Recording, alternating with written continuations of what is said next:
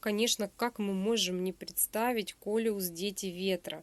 Это коралл невысокого ростика, очень красивый, необычный, такой он, такие кругленькие листочки у него, он такой пышненький, набитенький, упругий. Ну вот видите, размерчик у него такой он маленький. Медленно немножечко растет, хотелось бы, конечно, побыстрее, потому что все хотят и всем не хватает его. Вот сорт Дети Ветра.